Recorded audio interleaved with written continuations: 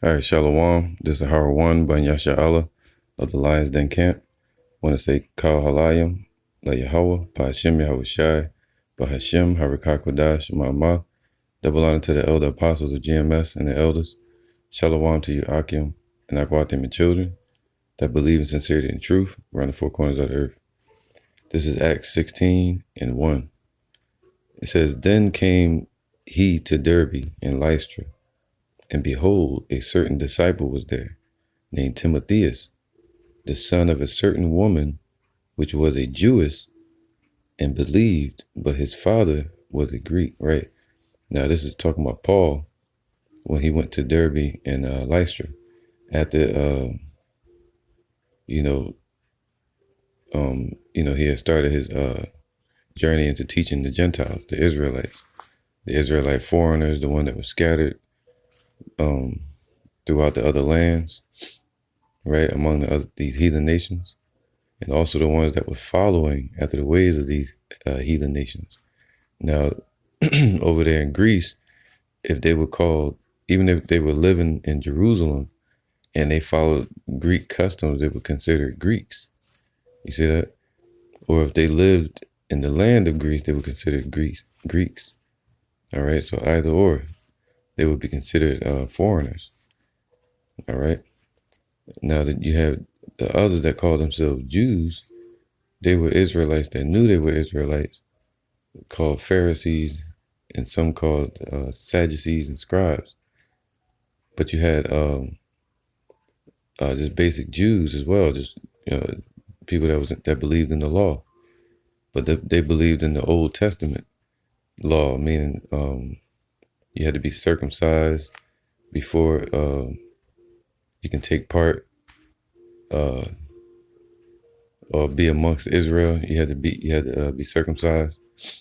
They were saying you had to be circumcised to be delivered. All right, because the Lord was speaking of a feast, but He was talking about a spiritual feast. Now, it's true that if somebody's not circumcised, there's certain parts of the Passover that they can't take part in, but they can be there. You see that? But they're Israelite. The Lord saying, hey, you don't need to do these things to be delivered, because the Lord promised Him to give us new bodies with the laws in our inward part, making us perfect. All right. So I wanted to give an example of Timotheus and his father. All right. Timotheus was an Israelite, and it says here clearly that his mother was a Jewess. Right. All right. This is the word for a Jewess. It says belonging to Yahweh. So she was an Israelite. All right. So because it was it was our customs as well, and it was our faith. So you could either be a Greek, a Sumerian, Canaanite, all these different titles. But to be a Jew was compared to being a Greek, because Greek was dealing with faith as well. Their faith was called being a pagan. That's what they were pushing ever since Alexander or the Macedonians. All right. And they were pushing that Hellenization on our people. I'm going to do a lesson on that. And that's when you have Hanukkah, which is coming up soon. All right. The Feast of Dedication. Now, with the Maccabean Revolt. All right. But anyway, to get back to the point, his mother was an Israelite, all right, of Judah, the tribe of Judah. And it says here, and she believed. All right. So she wasn't just a Jewess according to the following after the laws, but she also believed. There's a difference, because even though they were keeping the laws, they were still going off according to the doctrine and according to the laws. So the Lord, that's why Yahweh Shai was sent to both Jews, Israelites that knew they were Jews and followed the law,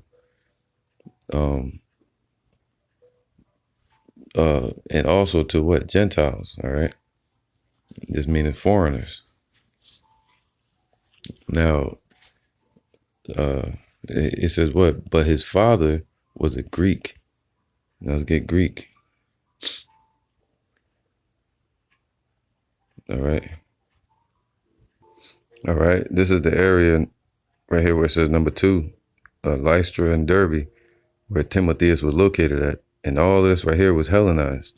From Greece over here by the Aegean Sea with near Athens, Greece, which was called you had Pella, Greece, was named Alexander.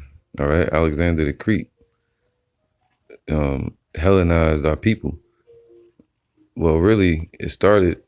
You had Alexander and the beginning of what you would call the Diadochi or the successor families. They would what you would call, what's the word for it, man? But they had a term for it. But they would basically leave our customs alone and left the temple alone. But they would make us pay taxes or infringe upon us whenever they felt like it. But they left our people alone. But then it came up to the point in 175 BC with Antiochus Epiphanes, all right, the wicked root that came out of them, out of the line of the Seleucids. All right, the Seleucid family was over Babylon at first. At that time, but anyway, I'm gonna do a lesson on that later. But you had the Aegean dynasty, which was started by the Macedonians, which would be Philip the Macedonian and Alexander the Crete, right? And so all of this was paganized, Hellenized, all right? All of this area, Galatia, all of these areas. And they had different idols that they were worshiping in different areas. But the main idol they worshipped was Zeus. And that's what they pushed with the paganism. All the way from here to Antioch, all right? Named after Antiochus. See that? All this area here was all what you call Hellenized. All right. So Paul was here speaking to Timotheus and his mother who believed, but the father didn't believe. He was a Greek. All right. He probably followed their customs, right? So he was considered a Greek. Just like you meet somebody today when they might be in the truth and know that they're Israelite and believe in Yahweh Shem Yahushai, but their parents call themselves Americans or Africans, All right, this is the word for Greek, where it says his father was a Greek. It says Hellen, which means a Grecian or inhabitant of Hellas. All right, that's an important word I want you to remember. Hellas. All right. By extension, a Greek-speaking person. So if somebody was an Israelite or any nation that spoke Greek, they were considered a Greek. All right, a Grecian. Especially if they lived in that land, or if they followed after the customs of the Greeks. It says especially a non-Jew. All right. So if somebody, it says especially a non-Jew. So mainly them Edomites. All right. Like people like Alexander, So, but it really comes from them. All right. But these, those natural born Greeks or Edomites or heathens, they can't become Israelites or Jews. All right. So anyway, so remember this term here, man, where it says Hellas. All right. I'm going to read the rest of the definition. It says a Greek, either by nationality. All right. So like I was saying here, a natural born Greek by bloodline, which would be an Edomite.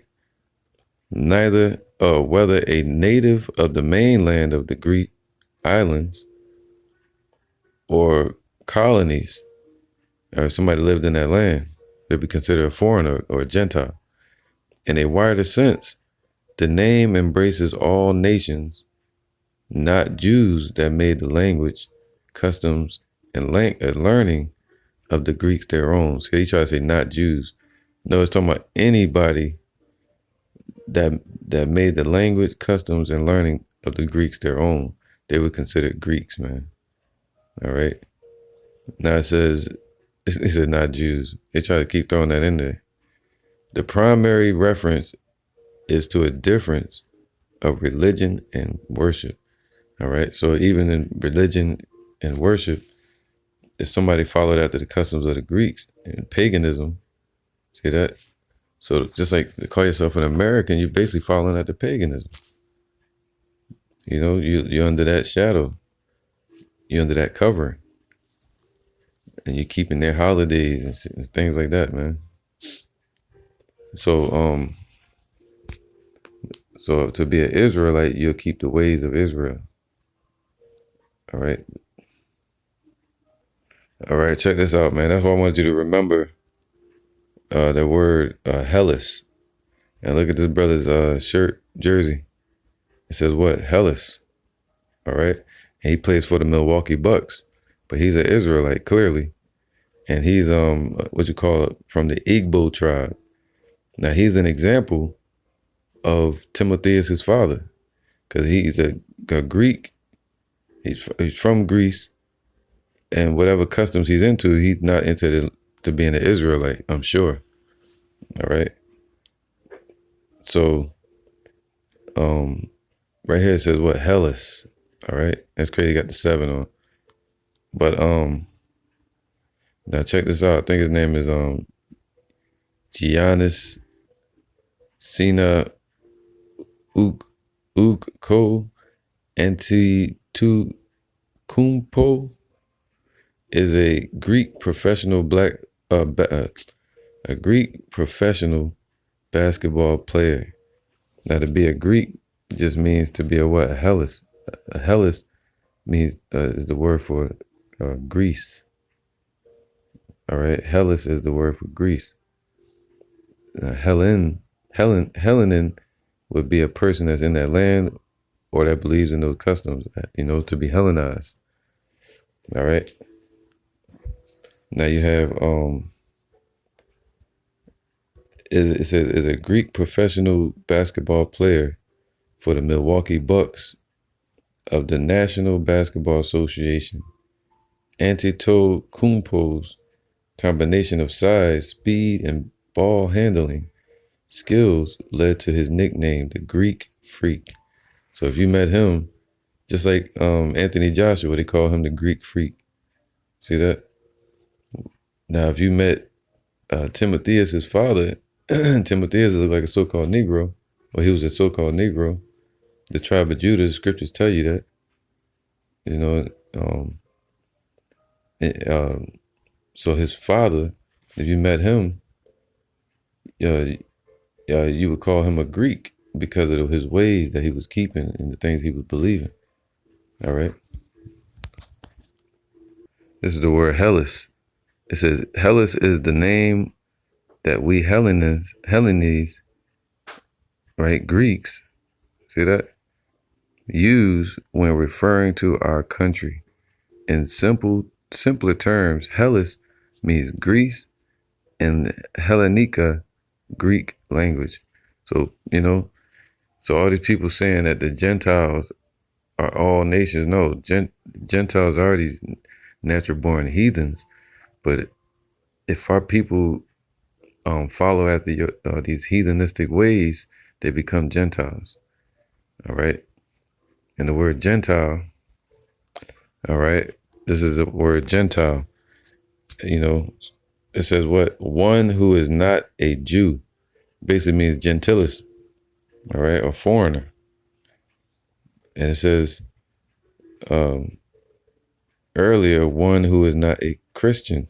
So one who is not a follower of Yahushua is still a Gentile. All right. So not Christians. You know, the word Christian came about later. It was a derogatory term that they called our people. It says a pagan. See that? At that time was the what? The word pagan goes back to Greek. To being a Greek or a Hellenist. It says from late Latin noun use of Latin gentilis of the same family or clan, or belonging to a Roman genus from genitive, gentis, race, clan. All right. So to be a damn stranger. Check this out. It says the Latin adjective also meant, or basically more detail in it, of or belonging to the same nation. Hence, as a noun, gentilis or Gentiles, plural, might mean men of family, persons belonging to a same family, fellow countrymen, kinsmen, but also foreigners, barbarians, as opposed to Romans. Those, all right, so those bound only by just gentium, the law of nations, defined as the law that natural reason establishes among all mankind and is followed by all people alike. So it's just basically saying, being of the world, you'd be considered a Gentile. All right. It says right here, the Latin word then was used in the Vulgate to translate Greek ethnikos, see ethnic, from ta ethne, the nations, which translated Hebrew Hagoyim, which means Hagawayim, which would mean strangers or nations, all right, or foreigners, all right, or Goya or Gawaya. Now it says, it's crazy, right? It just means what? Pagans or heathens, right here. All right, so our people, this is, it says pagan. It says pagan and heathen are primarily the same in meaning, but pagan is sometimes distinctively applied to those nations that, although worshiping false gods, are more cultivated as the Greeks and the Romans, and heathen to uncivilized idolaters as the tribes of Africa. So you had Canaanite tribes that were called heathens and pagans as well. You know, basically any nation that's outside of the children of Israel are considered heathens. All right. But at that time, the Lord was teaching unto who? The 7 churches of Asia Minor. That's who Paul was sent to. All right. And that's where the message and the foundation started at. So, all right.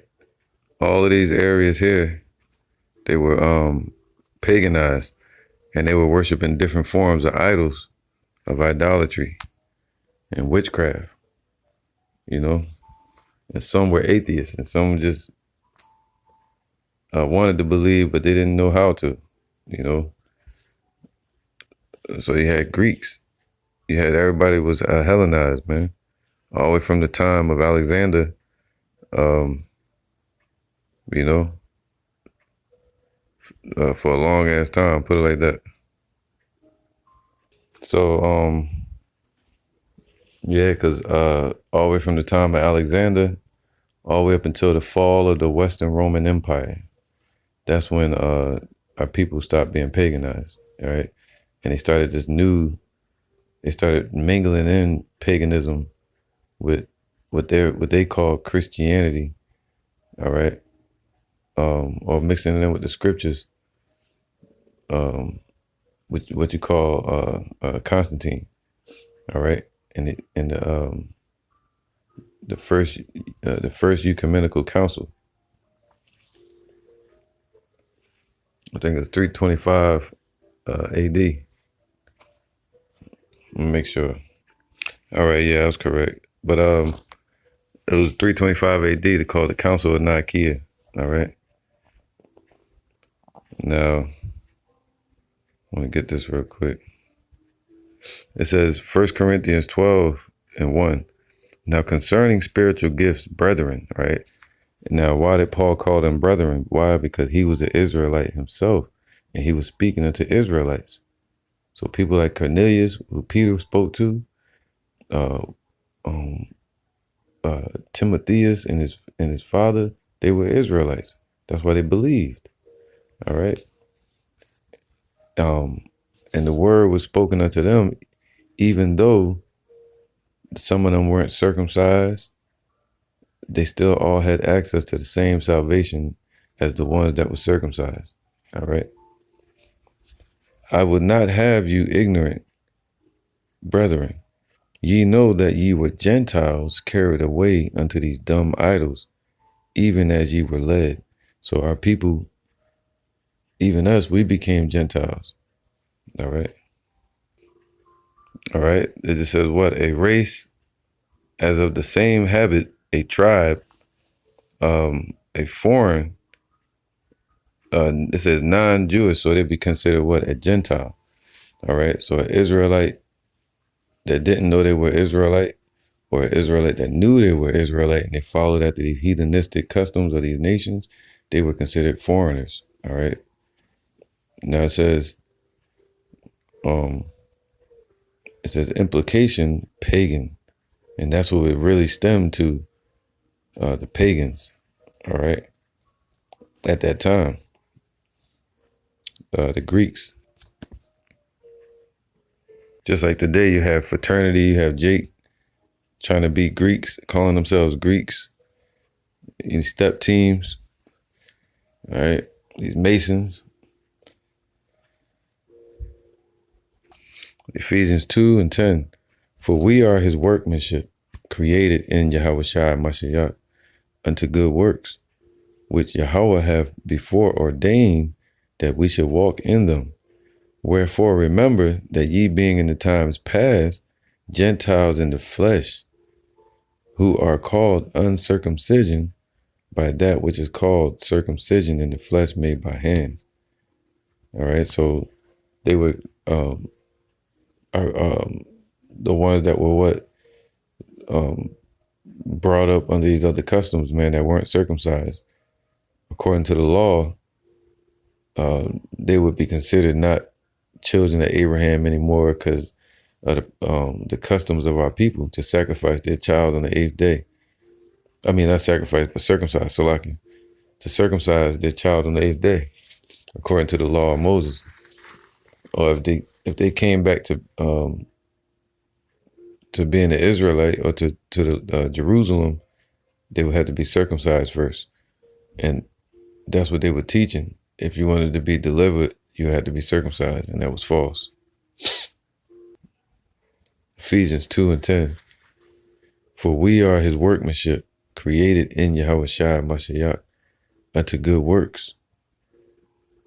All right, Salaki, verse 12. That at that time ye were without Yahushua, being aliens from the commonwealth of Israel. All right, they didn't know the ways of being an Israelite. They didn't know who they were. All right, and strangers from the covenants of promise, having no hope and without Yahweh in the world, man. But now in Yahushua, ye whom sometimes were far off are made nigh by the blood of Yahushua. All right.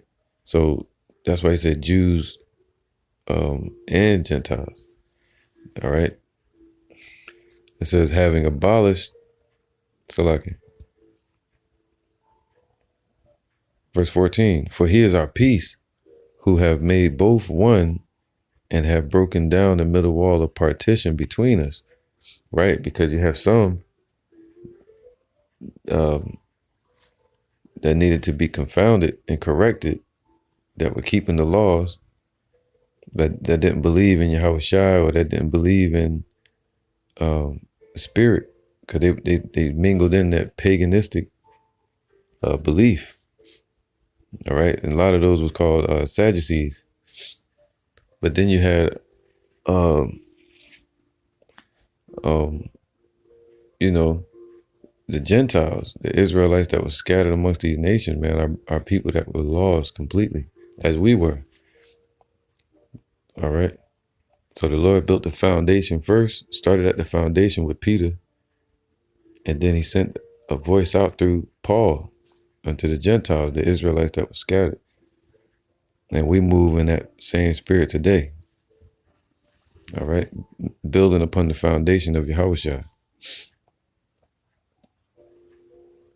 and reaching out to the Gentiles, meaning our people who are foreigners. All right.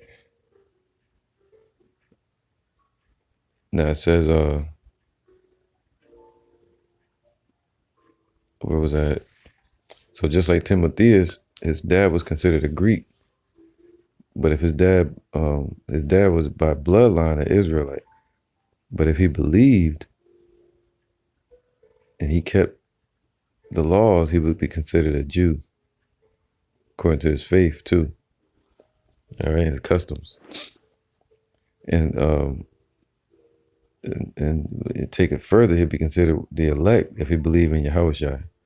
All right, to be an actual Israelite, to be a true child of Yahweh is to believe in Yahushua, to have the spirit of his son dwelling in you, to make you a daughter or a son of Yahushua again.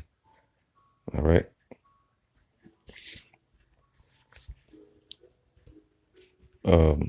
Now it says, having abolished in his flesh the enmity, even the law of commandments contained in ordinances, for to make in himself of twain one new man, say, so making peace, man. So building us up through the faith first, and the keeping of the law to the best of our ability. And someday the promise of perfecting us through putting the laws in our inward part, the second covenant. All right. So bringing back the Gentiles and correcting the Jews. All right. Thus correcting the whole body of Israel. And that's a perfect foundation and reflection of today. Right? To correct the foundation, the ones that know they're Israelites, and also to bring back the Gentiles into the truth, all right, to who they are. Verse 16, and that he might reconcile both unto Yahweh in one body by the cross, having slain the enmity thereby, and came and preached peace to you which were afar off, and to them that were nigh. See that? For through him we both have access by one Spirit unto the Father. Now, therefore, ye are no more strangers and foreigners, but fellow citizens with the saints and of the household of Yahweh. All right. And are built upon the foundation of the apostles and prophets, Yahushua himself being the chief cornerstone. All right. So that should be some understanding on Acts 16. All right. Who Paul was speaking to. He was speaking to Israelites that were following Greek customs, man. All right. And that's just it. So I'll see you on the next lesson, man.